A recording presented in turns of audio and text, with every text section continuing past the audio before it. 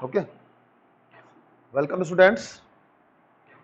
देखिए, कल आपको मैंने बताया था एसिड के बारे में, एसिड क्या होते हैं।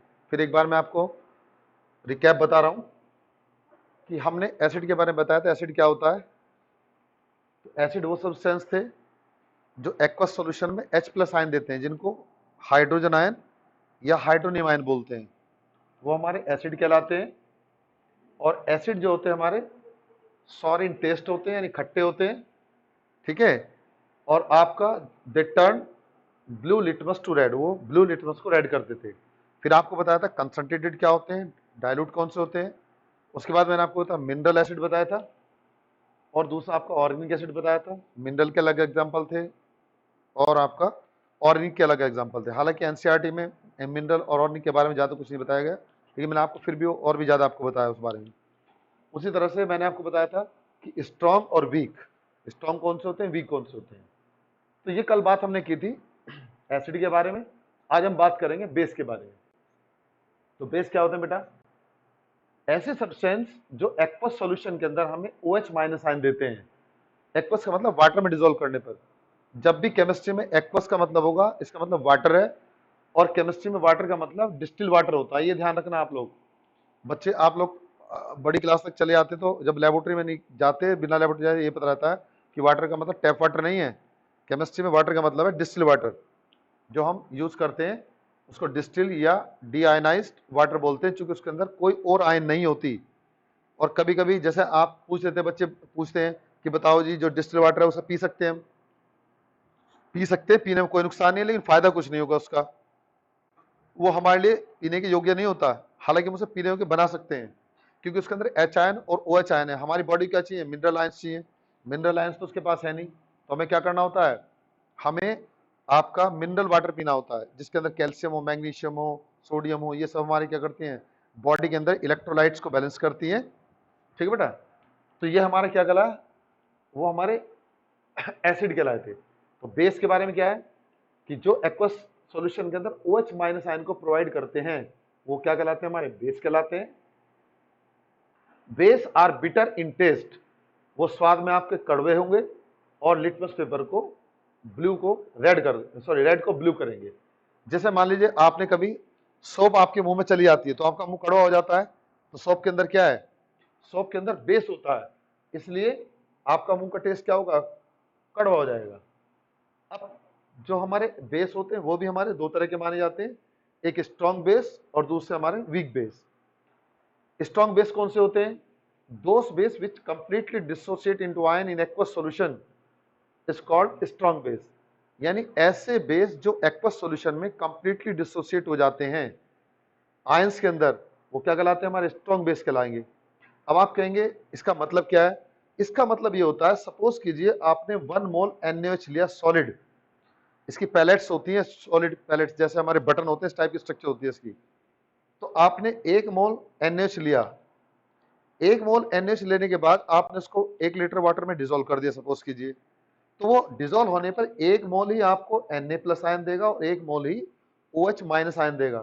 तो बच्चे कंफ्यूज हो जाते हैं यहाँ पर। वो कहते हैं जी आपने लिया तो 1 मोल है और मिल रहे क्या हमें? 2 मोल है, 1 मोल सोडियम, 1 मोल OH माइनस आयन। ठीक है? तो देखो बेटा, ये कंफ्यूज होने कोई बात नहीं है। केमिस्ट्री में मैंने बताया ना, बार बार बच्चे बहुत सारी बातों में कंफ्यूज होते हैं। वो कहते हैं 1 मोल लिया तो 2 मोल कैसे बन गए? बेटा मोल एक ही है, क्योंकि जब 1 मोल NaOH बनता है तो तब बनेगा जब उसमें 1 मोल सोडियम आयन होगी और 1 मोल हाइड्रोक्साइड आयन होगी।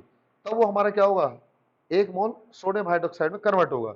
इसलिए ये कंप्लीटली डिसोसिएट हो जाता है, इसलिए इसको क्या बोलते हैं हम? स्ट्रॉन्ग बेस बोलते हैं। नॉर्मली जो हमारे एल्कली मेटल होते हैं, एल्कली मेटल का मतलब क्या? Group first element. जो ग्रुप फर्स्ट एलिमेंट के हाइड्रोक्साइड होते हैं, they are basic in nature, strong base होते हैं। और उनका basic character down the group बढ़ता चला जाता है। जब हम पीरियोडिक टेबल में ऊपर से नीचे को बढ़ेंगे, यानी किसी ग्रुप में, जैसे मान लीजिए लिथियम लिया, सोडियम लिया, पोटेशियम लिया। अगर हम लिथियम हाइड्रोक्साइड की बात करें तो वो भी बेस है। हम सोडियम हाइड्रोक्साइड की बात करते हैं तो वो भी बेस है। पोटेशियम हाइड्रोक्साइड की बात करेंगे वो भी बेस है। लेकिन जैसे जैसे हम नीचे को बढ़ जाएंगे, यानी sodium hydroxide more basic as compare to lithium hydroxide.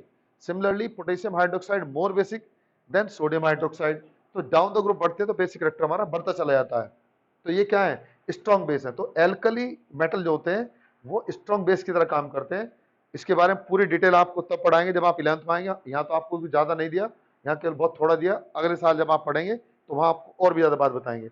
अभी बताएंगे तो आपको इनडाइजेशन हो जाएगा, ठीक है। अभी आपका जितना आप उतने उतने को समझिएगा। उसके बाद आता है बेटा वीक बेस। वीक बेस कौन से होते हैं? Those base which do not dissociate completely dissociate into ion is known as weak base. यानी अगर उन्हें हम एक्वस सॉल्यूशन इन वाटर में डिसॉल्व करते हैं तो वो कंप्लीटली डिसोशिएट नहीं होते। कंप्लीट डिसोशिएट का मतलब क्या है? सपोज कीजिए आप, अब इसका एग्जांपल कौन से होंगे? अमोनियम हाइड्रोक्साइड हुआ, मैग्नीशियम हाइड्रोक्साइड हुआ, कैल्शियम हाइड्रोक्साइड हुआ, ठीक है। तो जैसे मान लीजिए जैसे जैसे हम वीक बेस की तरफ बढ़ते चले जाएंगे तो उनके टेस्ट में फर्क हो जाता है। जो स्ट्रॉन्ग बेस होते हैं वो बहुत बिटर होते हैं, और अगर हम वीक बेस लेंगे तो they are not bitter in taste. जैसे आपने सुना होगा मिल्क ऑफ मैग्नीशिया, जो आपका ये होता है एंटासिड, जो आपका वो आती है ना गोली आती है, जो आप गैस के लिए सॉल्यूशन आपने देखा होगा, मिल्क ऑफ मैग्नीशिया बोलते हैं उसको। तो उसमें क्या होता है? मैग्नीशियम हाइड्रोक्साइड होता है। सोडियम हाइड्रोक्साइड नहीं पी सकते आप। सोडियम हाइड्रोक्साइड पियोगे तो आपके बॉडी के पार्ट्स क्या होंगे? वो डिकम्पोज हो जाएंगे, नुकसानदायक होता है वो, ठीक है, क्योंकि वो बहुत ज्यादा कोरसिव नेचर में होता है। कास्टिक सोडा बोलते हैं सोडियम हाइड्रोक्साइड को। लेकिन मैग्नीशियम हाइड्रोक्साइड क्या होता है? उसको हम यूज करते हैं किसके लिए? एंटासिड के लिए। जब हमें ज्यादा गैस्ट्रिक प्रॉब्लम होती है तो क्या प्रोवाइड किया जाता है? Milk of magnesia. और मिल्क ऑफ मैग्नीशिया में क्या है? Magnesium hydroxide. बॉडी में हमारा क्या होता है? HCl। जब वो उससे मिलता है तो मैग्नीशियम क्लोराइड बनाता है और बेस हमारा न्यूट्रलाइज हो जाएगा। जब बेस न्यूट्रलाइज हो जाएगा तो उसकी क्या है, जो एसिडिटी है वो आपकी थोड़ा कम हो जाएगी, ठीक है। अब ये तो बात हुई हमारी इनके बेस के बारे में। अब अगर हम बात करते हैं जी ये कंप्लीटली बेस डिस्टिलेट का क्या मतलब है? सपोज कीजिए आपने अमोनियम हाइड्रोक्साइड लिया, आपने अमोनियम हाइड्रोक्साइड लिया सॉलिड, और ये आपने 1 मोल ले लिया। आपने इसको डिसॉल्व किया तो ये टूटेगा आपका। इसमें रिवर्सिबल रिएक्शन लिखाते हैं हम, टू साइड अमोनियम आयंस और प्लस हाइड्रोक्साइड आयन। अब जब आप इसको डिसॉल्व करेंगे तो शुरू में जब आपने लिया था ये 1 मोल था। 1 मोल का मतलब आप जानते हैं वेट डिवाइडेड मॉलिक्यूलर वेट को मोल्स बोलते हैं। अब आपने 1 मोल लिया, 1 मोल लेने के बाद में क्या हुआ? ये सपोज कीजिए डिकम्पोज होकर के 1 में से मान लीजिए 0.3 मोल डिकम्पोज हो गया, तो जो अनडिसोसिएटेड बचा वो 0.07 मोल हुआ, और जो डिसॉल्व हुआ 0.03 मोल अमोनियम आयन और 0.03 हाइड्रोक्साइड आयन बनाएगा। इसका मतलब क्या है कि ये कंप्लीटली डिसॉल्व नहीं हुआ। हमने तो 1 मोल घोला था, लेकिन घुला कितना हमारा? 0.3 घुला, तो जितना घुला उतनी ही आयन बनी। तो जितना बिना घुला रहा, जो घुल गया, उनके बीच में क्या होता है? एक इक्विलिब्रियम सेटअप हो जाता है। इसलिए क्या होते हैं? कंप्लीटली डिसोसिएट नहीं होते। आप समझ लेना, पहले हमने 1 मोल लिया तो 1 का 1 मोल डिसॉल्व हो गया, 1 मोल उसने सोडियम आयन बनाई, 1 मोल हाइड्रोक्साइड आयन बनाई। लेकिन यहाँ पर क्या होगा? ये कंप्लीटली डिसोसिएट नहीं होगा, ये 0.3 मोल अमोनियम आयन और 0.3 हाइड्रोक्साइड आयन बनेगा। इस तरीके से ये हमारे वीक बेस कहलाते हैं। तो ये आपको मैंने स्ट्रॉन्ग और वीक बेस समझाने के लिए बताया कि आप उसको इजीली कैसे कंपेयर कर सकते हैं, कैसे समझ सकते हैं। ये बुक में तो आपको केवल सीधा उन्होंने डेफिनेशन दे दी, आपको ये नहीं बताया कि आप 1 मोल लेंगे तो कैसे वो डिकम्पोज होगा। हम कैसे समझेंगे जी कंप्लीटली डिसोसिएट है या पार्शली डिसोसिएट है? तो ये हमारे सब क्या है? ये हमारे वीक बेस कहलाते हैं। अब बात आती है प्रॉपर्टीज ऑफ बेस। बेस की प्रॉपर्टीज क्या होती हैं जी? तो वही प्रॉपर्टी, पहली प्रॉपर्टी क्या है? They are bitter in taste, बताया मैंने भी आपको, वो स्वाद में कड़वे होते हैं। नंबर 2, दे हैव सोपी टच। इनकी एक मेन खासियत ये होती है कि वो सोपी टच रखते हैं, यानी जब आप उनके ऊपर हाथ फेरोगे तो आपको साबुन की तरह लगेंगे। जैसे साबुन में क्या होता है? साबुन स्मूथ होती है, इसी तरह इनके पास में क्या होता है? सोपी टच। आपको ऐसा महसूस होगा जैसे आप साबुन को टच कर रहे हैं, इसलिए इसको बोलते हैं सोपी टच। ये भी एक बहुत इंपॉर्टेंट प्रॉपर्टी होती है। भाई बिटर तो तब आप पता चलेगा जब स्वाद करके खा के देखोगे। अब मान लीजिए बहुत सारी चीज खाने की नहीं होती केमिस्ट्री में, कभी भी आप ध्यान रखना पर्टिकुलर, आप केमिस्ट्री में कभी भी, चाहे आप छोटी एजुकेशन में चाहे आप हायर एजुकेशन में, कभी भी कोई चीज टेस्ट नहीं करनी चाहिए लैब में। लेबोरेटरी में आपको जो भी दिया जाता है, जो भी कंपाउंड आपको मिलता है, उससे आप टेस्ट नहीं करते हैं। कभी टेस्ट नहीं करके देखेंगे, पता चला कि वो पॉइजनस नेचर में, आपने उसको टेस्ट किया, पता चला निकल गए, क्योंकि वहां पर क्या होते हैं? साइनाइड्स के बहुत सारे साल्ट होते हैं। और अगर मान लीजिए आपने एसिड लिया, स्ट्रॉन्ग एसिड है, वो भी आपको बहुत ज्यादा नुकसान देगा। तो आप क्या करेंगे, कभी भी केमिस्ट्री में कोई भी चीज आप टेस्ट करके नहीं देखेंगे लेबोरेटरी के अंदर, ठीक है। चलिए, तो आपने टच किया, आपको पता चल गया, मान लीजिए एक सॉलिड मैंने एसिड, मान लीजिए एक मैंने एसिड रखा है लिक्विड, एक मैंने बेस रखा है, और आपसे पूछूं कि आप भाई हाथ से टच करके बताओ, तो आप क्या करें, मान लीजिए वो डाइल्यूट है सपोज कीजिए, कंसंट्रेटेड नाम आपको नहीं देंगे वरना आपकी उंगली जल जाएगी। तो आपने दोनों को टच करके देखा, जिसमें आपको चिकना चिकना लगा वो क्या आपका बेस, और जिसमें आपका चिकनापन नहीं होगा वो क्या होगा, आपका एसिड हो जाएगा। दूसरी बात, लिटमस पेपर डाल के देख लेंगे, वो रेड को ब्लू कर देंगे, बेस होंगे, अगर ब्लू को रेड करेंगे तो एसिड होंगे। अब इसकी केमिकल प्रॉपर्टी जो आपके सिलेबस में दी गई है, ज्यादा तो उन्होंने नहीं दी है, बहुत कम प्रॉपर्टी आपको दी गई है। तो पहली प्रॉपर्टी क्या है, रिएक्शन विद मेटल। जब भी कोई बेस मेटल के साथ रिएक्शन करता है तो सॉल्ट बनता है और हाइड्रोलिबरेट होती है। It means they form salt and hydrogen.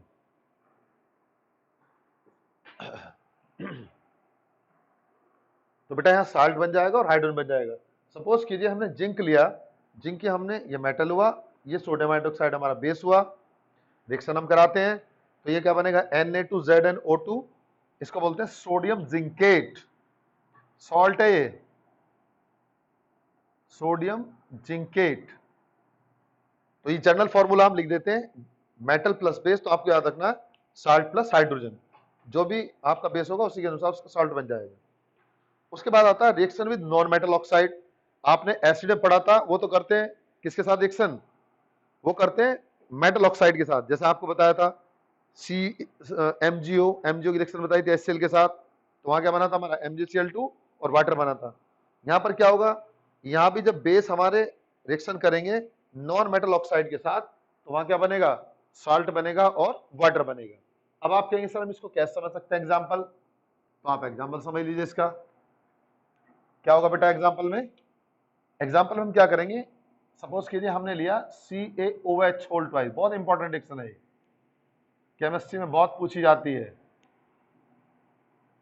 Plus CO2। तो देखो ये नॉन मेटल ऑक्साइड है, नॉन मेटल ऑक्साइड, आपने सुना ना कार्बन डाइऑक्साइड, तो कार्बन हमारा क्या हुआ, नॉन मेटल, और ऑक्सीजन का कंपाउंड है, तो ये क्या हुआ, नॉन मेटल ऑक्साइड हुआ। और कैल्शियम हाइड्रोक्साइड क्या हुआ, बेस, इसको बोलते हैं लाइम वाटर।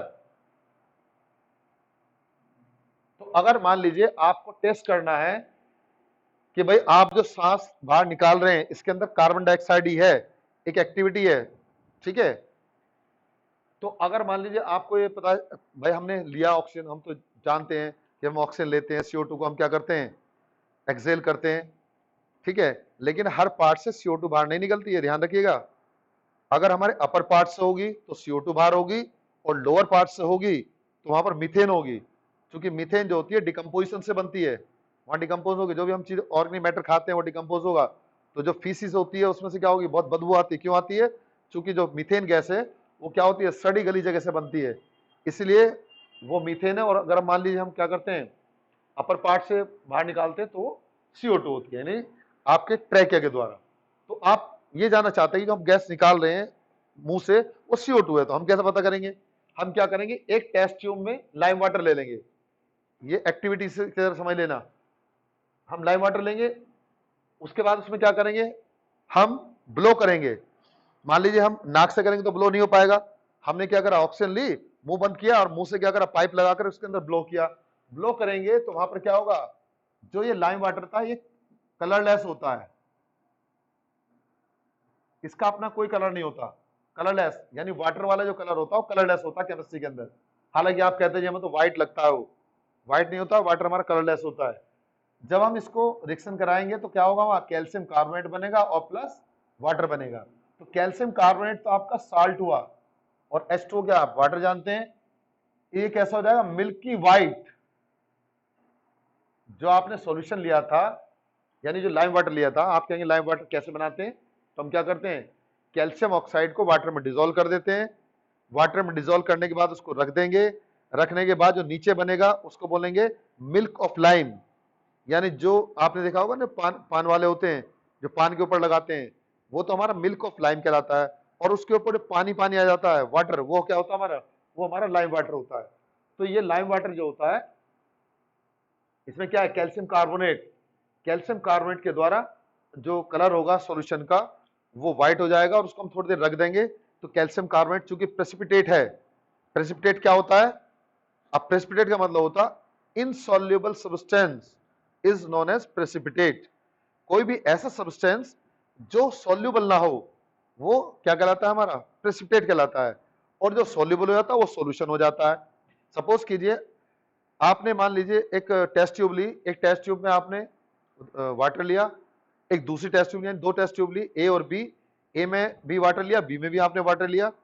ए के अंदर आपने क्या किया? ए के अंदर आपने मिल्क डाल दिया, दूध डाल दिया उसके अंदर, तो क्या होगा? पूरा होमोजेनियस मिक्सचर बन जाएगा, सॉल्यूशन बन जाएगा। और जो बी टेस्ट ट्यूब आपने ली उसके अंदर आपने क्या डाल दिया? चौक, कैल्शियम कार्बोनेट। अब कैल्शियम कार्बोनेट जो चौक होता है जो हम यूज करते हैं कैल्शियम कार्बोनेट होता है। जब आप उसको हिलाएंगे तो हिलाने के बाद उसको रख देंगे तो नीचे सेडिमेंट बैठ जाएगा। जो सेडिमेंटेशन हुआ वो प्रेसिपिटेट हुआ हमारा। ठीक है, तो जो हमने वाटर के अंदर मिल्क डाला था, पूरा जो आपका वाटर होगा वो कैसा हो जाएगा? व्हाइट कलर का हो जाएगा, लेकिन पूरा होमोजेनियस नहीं होगा, एक जैसा होगा पूरा।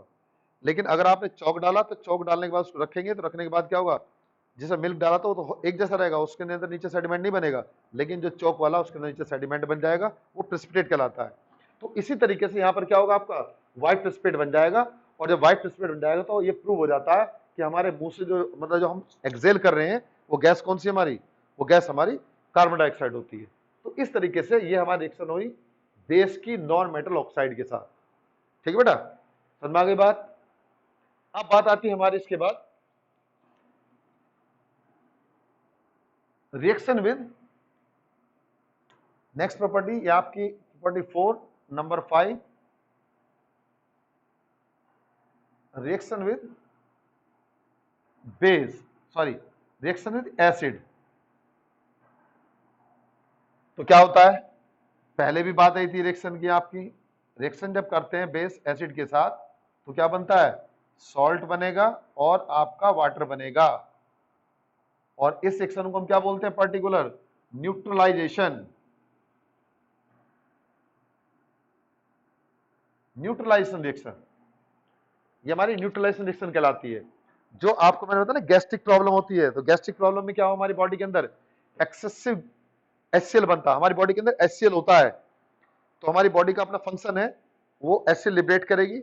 और HCl क्या होगा? जब हम खाना खाते हैं तो खाना खाने के बाद में क्या हो? उसको डिकम्पोज करता है। लेकिन जब एक्सेस एसिड बन जाता है तो हमें एसिडिटी हो जाती है। उस एक्सेस एसिड को न्यूट्रलाइज करने के कारण हम क्या करते हैं? मिल्क ऑफ मैग्नीशिया लेते हैं, तो रिएक्शन होगी, सॉल्ट बनेगा और उसके बाद में क्या होगा? आपका वाटर बनेगा। इस तरह से एसिड न्यूट्रलाइज हो जाएगा और हमको जो है इनडाइजेशन या हार्ट बर्न मीन्स जो जलन होती है, अपच होती है, उससे हमें मुक्ति मिल जाती है। तो न्यूट्रलाइजेशन क्या होगा? न्यूट्रलाइजेशन रिएक्शन क्या होती है? The reaction of acid with base to form salt and water is known as neutralization reaction. अभी तो आप 10th में केवल इतना ही पढ़ेंगे, लेकिन जब आप 11th में या 12th में पढ़ेंगे तो ये और स्पेशलाइजेशन हो जाता है। तब हम इस डेफिनेशन को नहीं बोलेंगे जो हम अब बोल रहे हैं। अब तो सिंपल हम बोलेंगे दो reaction in which acid react with base to form salt and water that is known as neutralization reaction. उनको न्यूट्रलाइजेशन रिएक्शन बोलते हैं। लेकिन आगे हम इसको नहीं बोलेंगे ऐसा, वो आगे फिर आगे बात आएगी। तो कैसे होगा हमारा ये?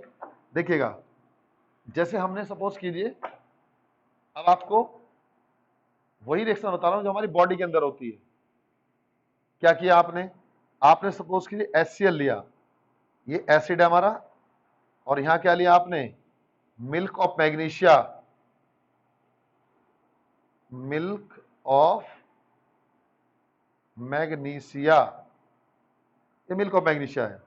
जब रिएक्शन करेंगे तो क्या बनाएंगे? मैग्नीशियम क्लोराइड और प्लस वाटर। ठीक है, इसको बैलेंस कर लेते हैं।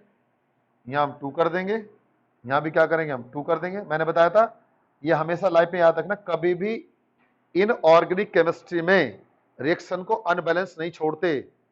यानी जो जिसमें हमारे मिनरल्स वगैरह आते हैं, इस रिएक्शन को हमेशा बैलेंस करेंगे। और अगर आप ऑर्गेनिक केमिस्ट्री की बात करते हैं, जो कार्बन के कंपाउंड में पढ़ाया था मैंने आपको, वहां आप बैलेंस करें या ना करें, वहां बैलेंस करने की आवश्यकता नहीं होती है। They not required for balancing, वहां बैलेंसिंग नहीं करनी होती है। बैलेंस कहां करते हैं हम? इनऑर्गेनिक में। अगर इनऑर्गेनिक में आपने रिएक्शन को अनबैलेंस छोड़ा, भले ही आपने सही रिएक्शन लिखी है लेकिन बैलेंस नहीं किया, तो काट के 0 मिल जाएगा, 0 नंबर मिलेगा आपको। ऑर्गेनिक में आपकी मर्जी, आप बैलेंस करना चाहे बैलेंस कर दीजिएगा, नहीं करना चाहेंगे नहीं करेंगे। हमेशा याद रखिए, अब बच्चे जब रिएक्शन को याद करते हैं, तो मैंने पहले भी रिएक्शन को बैलेंस करना बताया था, इससे पहले वाले चैप्टर में, वो रटते हैं, वो ऐसा रटेंगे 2HCl MgOH whole twice MgCl2 2H2, कभी भी रिएक्शन को रटते नहीं है। रिएक्शन में हमें यह याद रखना होता है कि क्या रिएक्टेंट है, क्या प्रोडक्ट है। मुझे नहीं पता कितने मोल किसके हैं, मुझे तो यह पता है कि एसिड और बेस रिएक्शन करके सॉल्ट बना रहे और वाटर बना रहे। तो मुझे पता है कि अगर मैग्नीशियम है तो मैग्नीशियम के साथ क्या होगा, मैग्नीशियम क्लोराइड बनेगा और वाटर बनेगा, उसको देख करके फिर मैं बैलेंस करता हूं। तो आप कभी भी केमिस्ट्री में ध्यान रखिएगा, रिएक्शन बैलेंस करने के लिए आप लोग बड़े डरते हैं, ये हम कैसे बैलेंस करेंगे, क्या होगा। डरने की कोई बात नहीं है, केवल आप रिएक्शन में ये याद रखिएगा कि भाई हमारा प्रोडक्ट क्या बन रहा है। हमेशा हम ये याद रखते हैं हमारा प्रोडक्ट क्या बना है, प्रोडक्ट बना लेंगे तो आपको क्या होगा, उसको बैलेंस करने में कोई प्रॉब्लम नहीं होगी। अब आप रटते कैसे हैं कि जैसे मैंने भी आपको बताया 2HCl या 3HCl3, ऐसे रटना नहीं है केमिस्ट्री में। कभी भी केमिस्ट्री में केवल आप याद रखिएगा कि आपका क्या रिएक्टेंट है, उससे प्रोडक्ट क्या बन रहा है, उसी के अनुसार आप उस रिएक्शन को लिखेंगे। तो इस तरीके से ये हमारी कौन सी हो गई, ये हमारी न्यूट्रलाइजेशन रिएक्शन कहलाती है।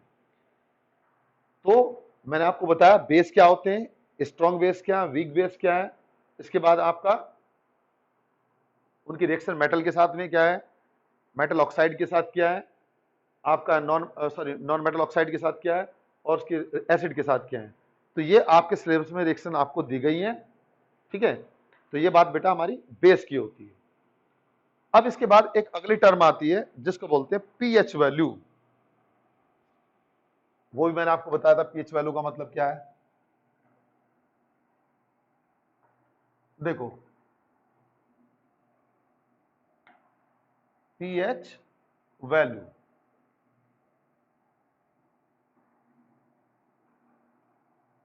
पीएच वैल्यू का मतलब क्या है, पीएच का मतलब होता है potenz, POTENZ, potenz of hydrogen ion concentration. Concentration को मैं शॉर्ट में लिखता हूं CON, तो जहां भी ऐसा लिखा हो इसका मतलब क्या है, कंसंट्रेशन है। और सॉल्यूशन को मैं लिखता हूं SOL, ऊपर N लगा देते हैं तो सॉल्यूशन हो जाता है, कभी आप कंफ्यूज हो जाए। तो potenz of hydrogen ion concentration is called, क्या कहलाती है हमारी वो, पीएच वैल्यू, उसको हम पीएच वैल्यू बोलते हैं। और पोडेंस का दूसरा मतलब होता है power, power of hydrogen ion concentration is known as pH value, उसको पीएच वैल्यू बोलते हैं। पीएच वैल्यू के द्वारा ही हम पता करते हैं कि कोई एसिड हमारा एसिड है या बेस है, या वो स्ट्रॉन्ग एसिड है या वीक बेस या वीक एसिड है। तो जब भी हमें पता करना हो किसी भी एसिड या बेस के बारे में, देखिए मैंने आपको बताया ना, हम वहां उसको खा के नहीं देखेंगे या उसको टेस्ट करके नहीं देखेंगे। हम क्या करते हैं, केवल पीएच वैल्यू से पता करते हैं कि वो स्ट्रॉन्ग बेस है या वीक बेस है, स्ट्रॉन्ग एसिड है या वीक एसिड है। तो पीएच का मतलब होता है potenz of hydrogen ion concentration is known as pH value, वो हमारी पीएच वैल्यू कहलाती है। इसके लिए एक फॉर्मूला आता है, पीएच बराबर हम लिखते हैं ऐसा, माइनस लॉग और ब्रैकेट में लिख देते हैं H प्लस आयन, एस लिख देते हैं हाइड्रोजन आयन कंसंट्रेशन को। ये फॉर्मूला होता है पीएच वैल्यू का, ठीक है। अब जो हमारे एसिड होते हैं, एसिड, उनकी पीएच क्या होती है, लेस देन 7, कंडीशन होती है पीएच की। ये जो एसिड होंगे उनकी पीएच लेस देन 7 और लोअर द वैल्यू ऑफ, ये ध्यान समझना, lower the value of pH higher will be strength of acid, ठीक है। तो किसी भी एसिड की पीएच जितनी कम होगी उसकी स्ट्रेंथ क्या होगी, उतनी ज्यादा, यानी उतना ही ज्यादा पावरफुल होता है। जैसे हमारा HCl है सॉरी, अगर हमारा HCl है तो HCl में क्या होगा, HCl की पीएच जो हमारे बॉडी के अंदर होती है लगभग 1.4, हमारी बॉडी में जो पीएच है उसकी पीएच कितनी, जो HCl है 1.4 है। अगर वो 1.4 से बहुत मतलब पीएच हमारी क्या हो जाए, बढ़ जाए, तो उसकी स्ट्रेंथ होगी एसिड की घट जाएगी, वो आपके खाने को डिकम्पोज नहीं करेगा, ठीक है। तो इसलिए जितनी पीएच हमारी क्या होती है, कम होती है, उतनी एसिड की स्ट्रेंथ ज्यादा होती है, यानी उतना ही क्या होता है, स्ट्रॉन्ग एसिड होता है। तो lower the pH of lower the value of pH, higher will be strength of acid, यानी एसिड की स्ट्रेंथ क्या उतनी ज्यादा है। इसी तरह से क्या आएंगे हमारा बेस के लिए, बेस के लिए क्या होगा बेटा, बेस हमारा होता है पीएच ग्रेटर देन 7। फिर यहां पर आएगा जितनी पीएच ज्यादा होगी उतना ही क्या होगा, बेसिक करेक्टर ज्यादा होता है, यानी उतना स्ट्रॉन्ग बेस होता है। तो यहां लिखेंगे higher the value of pH stronger will B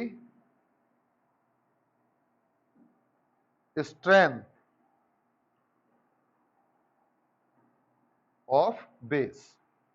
ठीक है, यानी अगर हम पीएच ले रहे हैं, जैसे आपने उसका एक एग्जांपल समझिए, सपोज कीजिए आप सोप, दो तरह की सोप होती है हमारी, एक होती है क्लींजिंग सोप, दूसरी होती है बेथिंग सोप, जिससे हम नहाते हैं।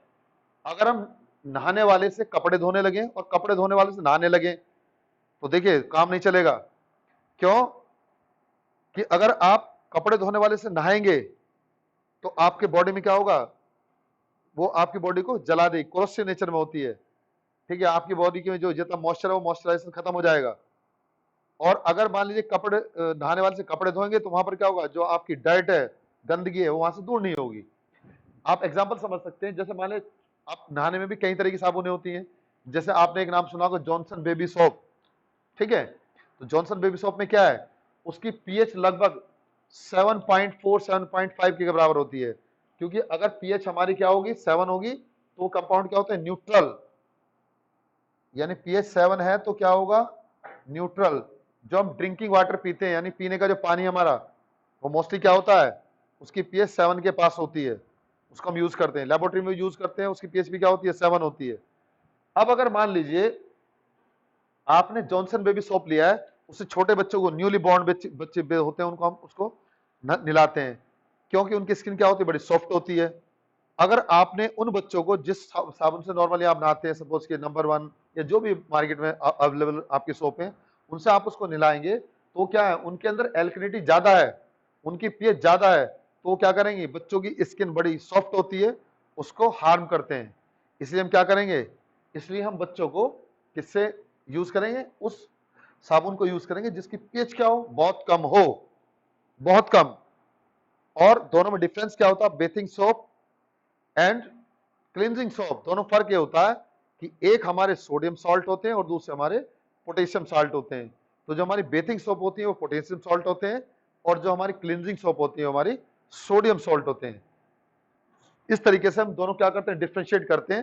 तो पीएच से हमें ये पता चलता है, तो मैंने भी आपको बताया, अगर हमने जॉनसन बेबी सोप लेंगे तो उसकी पीएच क्या होगी, कम होगी, और जो हम जिससे हम लोग नहाते हैं उसकी पीएच थोड़ी ज्यादा होगी।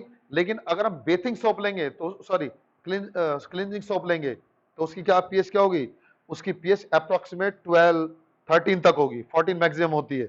तो इसी तरीके से उनकी पीएच होती है। तो सोडियम हाइड्रोक्साइड चूंकि स्ट्रॉन्ग बेस होता है, इसलिए क्या होगा, स्ट्रॉन्ग बेस होने के कारण उसकी पीएच भी ज्यादा हो जाती है और उसको हम यूज करते हैं। ठीक है, तो इस तरीके से हम क्या करेंगे, हम बेस के बारे में अलग अलग बात करेंगे कि एक हमारा क्या है, स्ट्रॉन्ग बेस कौन सा है, वीक बेस कौन सा है, इस तरह एसिड स्ट्रॉन्ग कौन सा है, वीक एसिड कौन सा है। अगर हम बात करें एसिड की, सिट्रिक एसिड हम लेते हैं तो सिट्रिक नींबू में होता है आपको, अब आप क्या करेंगे, उसको तो यूज कर लेते हैं पीने के लिए, लेकिन अगर आपको H2SO4 डाल के पिला दिया जाए तो क्या होगा, जल जाएगा पेट आपका, आंत वात सब जल जाएंगे, गल जाएंगे वहां पर। तो वो क्या है, उसकी पीएच हमारी बहुत कम है। H2SO4 स्ट्रॉन्ग एसिड, पीएच कम होने के कारण बहुत ज्यादा कोरोसिव नेचर में होता है, कपड़े उपड़े जला, कपड़े तो छोड़ो, खाल वाल जला देगा अंदर से। लेकिन जो सिट्रिक एसिड होता है, टार्ट्रिक एसिड होता है, आपको मैंने बताया था टेमरिंड्स, इमली आप लोग खाते हैं तो उसके अंदर क्या होता है, खट्टा स्वाद आता है आपको। या आप टमाटोस लेते हैं तो उसमें हमारा क्या होता है, ऑक्सिलिक एसिड, उसको आप यूज करते हैं, उससे हमें नुकसान नहीं है, they are beneficial to us, वो हमारे लिए क्या होते हैं, अच्छे होते हैं। तो ये हमारा पीएच वैल्यू होता है, पीएच का मतलब है potence of hydrogen ion concentration, इसी को हम क्या बोलेंगे, पीएच वैल्यू बोलते हैं। स्ट्रॉन्ग एसिड, स्ट्रॉन्ग एसिड कि पीएच क्या होगी, वीक की क्या होगी और न्यूट्रल की क्या होती है। अब बात आती है use of pH in our life. हमारी लाइफ में क्या क्या पीएच है, एनसीईआरटी में आपको दिया गया है। पहला तो दिया गया हमारा डाइजेस्टिव सिस्टम के लिए, तो हमारे डाइजेस्टिव सिस्टम के पीएच जो होता है वो लगभग 1.4 के बराबर होता है। अगर हमारा पीएच क्या होता है उससे कम हो जाए, कम हो जाने का मतलब कि एसिडिटी बढ़ जाए, तो हमें क्या होगा, इनडाइजेशन, हार्ट बर्न यानी अपच और हमारा क्या है, जलन की प्रॉब्लम हो जाती है। तो पीएच हमें क्या करना चाहिए, अपना पीएच को मेंटेन रखना होता है। इसलिए आपसे बोला जाता है शुगर वगैरह मत खाइएगा। अगर आप शुगर वगैरह खाएंगे तो हमारी बॉडी क्या करेगी, ज्यादा एसिड को रिलीज करेगी। आपको बोला जाता है आप एल्कलाइन फूड खाइएगा। आप लोग क्या है, पिज्जा बर्गर ये सब चीज खाते हैं, कोल्ड ड्रिंक पीते हैं, कोल्ड ड्रिंक में खुद एसिड है, CO2 है उसके अंदर। आप आपकी बॉडी में एसिड तो है ही, आपने और एसिड ले लिया, टी आप लेते हैं उसमें भी एसिड, आपको बहुत ज्यादा एसिड, बॉडी हमारी ज्यादा एसिड को रिलीज करेगी। तो इसलिए आपको बोला जाता है एल्कलाइन फूड खाइए। आप कहेंगे एल्कलाइन फूड क्या होते हैं जी, आपसे मैं कहूँ भाई बजाय कोल्ड ड्रिंक के आप नारियल पानी पीजिएगा, तो आपको नारियल पानी में मजा नहीं आएगा, क्योंकि हम लोग बच्चे आजकल वो चीज खाते हैं जिसमें टेस्ट हो। हेल्थ से मतलब नहीं है, टेस्ट से मतलब है, ठीक है। क्योंकि अगर आप पिज्जा बर्गर खाते हो तो उसमें कैलोरीज बहुत ज्यादा होती हैं, उसके अंदर आपको कोई उसके अंदर न्यूट्रिशन वैल्यू बहुत कम है। अब अगर आपसे कहा जाए कि आप कोकोनट ऑयल पीजिए, सॉरी कोकोनट वाटर पीजिए, तो आप उसे नहीं पियेंगे। आप खीरा खाइएगा वो एल्कलाइन नेचर में, आप पपीता खाइएगा वो एल्कलाइन नेचर में, ये सब हमारे एल्कलाइन फूड्स होते हैं। तो एल्कलाइन फूड्स को हमें अपने खाने में रखना चाहिए, वो हमारे क्या करते हैं, हमें एसिडिटी नहीं बनने देंगे। तो जब भी आपको एसिडिटी वगैरह होती है तो आप बोल देखते हैं ना खीरा वगैरह खाते हैं, तो उस समय क्या होता है, हमारी बॉडी को रिलीफ मिलता है।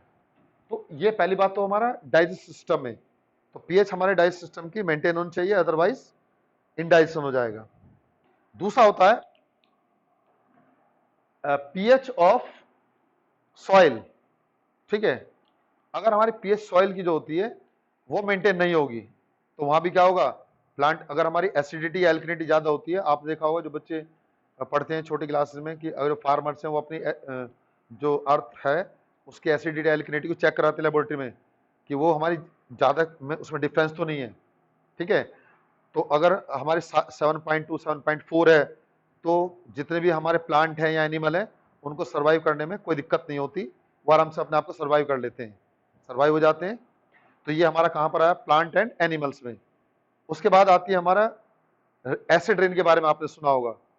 देखिए नॉर्मल जो वाटर होता है हमारा, उसकी पीएच, जो रेन वाटर होता है उसकी पीएच अगर 5.6 से कम हो जाए, आपको पता है कि जितनी पीएच कम होगा एसिडिक करैक्टर क्या होगा, उतना बढ़ जाता है। तो अगर पीएच हमारी 5.6 से कम हो जाती है, that is known as acid rain, उसको हम क्या बोलते हैं, एसिड रेन बोलते हैं। और जो एसिड रेन है वो क्या करती है, हमारी बिल्डिंग्स को या हमारे प्लांट्स वगैरह को हार्म करती है। जैसे आपने सुना होगा ताजमहल के बारे में, अगर ताजमहल हमारे किस चीज का बना है, कैल्शियम कार्बोनेट। ताजमहल में क्या होता है, आपने जब आप अगर अभी लेटेस्ट आप गए तो जितना वो 100 साल या 150 साल पहले व्हाइट था, अब वो उतना नहीं है, उसके अंदर क्या व्हाइटनेस घटने लगी है। क्यों, क्योंकि जो कैल्शियम कार्बोनेट है हमारा, मार्बल जिसको बोलते हो आप, ये मार्बल भी कहलाता है, ठीक है। इसमें आपने क्या डाला, एसिड रेन हुई, मान लीजिए रेन में क्या हुआ, आपका H2SO4 ये क्या मिलके बनाएगा, calcium sulphate plus H2O plus CO2, CO2 gas बनी, उड़ गई, तो कैल्शियम कार्बोनेट काय में कन्वर्ट हो गया, कैल्शियम कार्बोनेट मिल्की व्हाइट होता है, और जो आपका कैल्शियम सल्फेट है वो कलर क्या होगा, फेड हो जाएगा।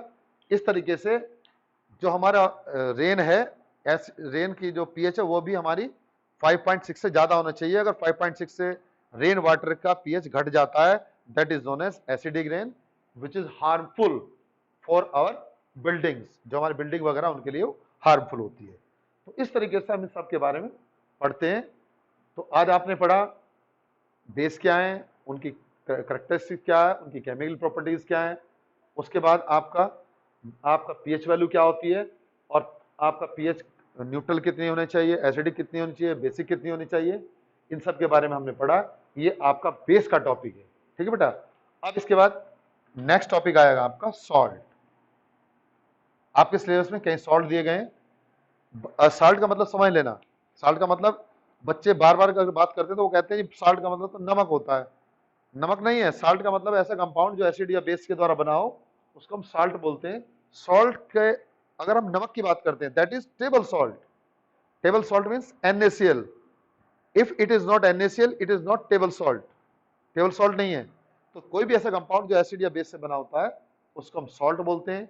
अब इसकी क्या प्रॉपर्टीज हैं, क्या इसके बारे में बात होगी, वो आपको कल बताएंगे। Thank you.